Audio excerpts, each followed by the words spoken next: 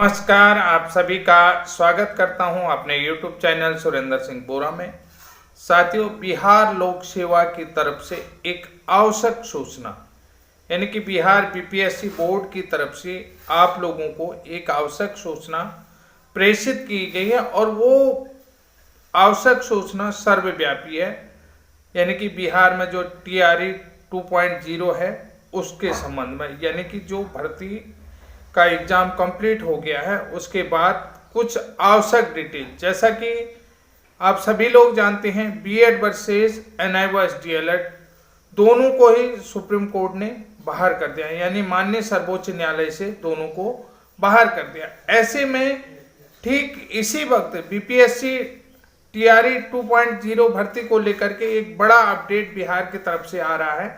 जैसा आप सभी लोग प्रेस कॉन्फ्रेंस में बीपीएससी के चेयरमैन की तरफ से सुन रहे थे कि कौन से NIOS DLED वाले वैलिड हैं और कौन से वैलिड नहीं है, यानी कि NIOS DLED में कौन से कैंडिडेट वैलिड हैं और कौन से कैंडिडेट वैलिड नहीं रहेंगे, इसको लेकर के काट छांट शुरू हो गई है। यानी कि फिल्टरिंग प्रोसेस शुरू हो गया, यानी फिल्ट्रेशन यहाँ पर शुरू हो गया है।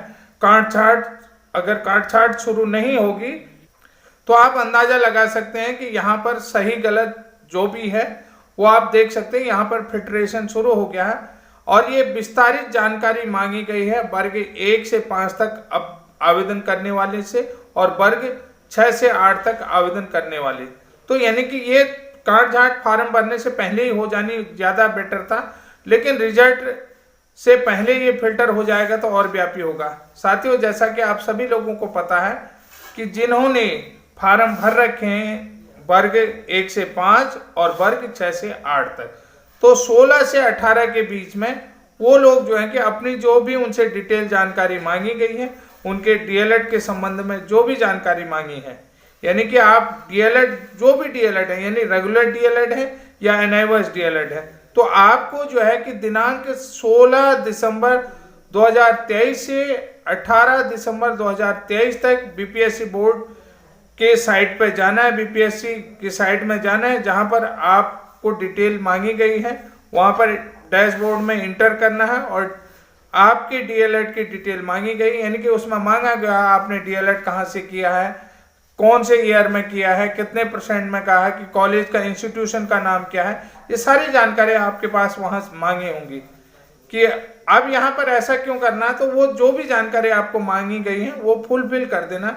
अर्थात यहाँ पर सीधा सीधा मैं बता रहा हूँ कि जो आवश्यक सूचना का यहाँ पर उनका मतलब है कि रेगुलर DLED को अलग करना और NIOS DLED को अलग करना। अब देखिए, सुप्रीम कोर्ट ने, माननीय सर्वोच्च न्यायालय ने NIOS DLED को भी 1 से 5 तक पढ़ाने के लिए वैध नहीं माना। तो यहाँ पर जो विशेष जानकारी आपको बता रहा हूँ, उन्होंने जो है कि यहाँ पर स्पष्ट कर दिया है कि जो रेगुलर DLED है उसको अलग कर लेते हैं और NIOS DLED को अलग कर देते हैं। By the way, NIOS DLED को भी एक्सेप्ट कर लिया है तो हम उसका भी रिजल्ट निकाल देंगे। अगर रेगुलर DLED ही एक्सेप्ट रहेगा तो तब हम इसको लगा।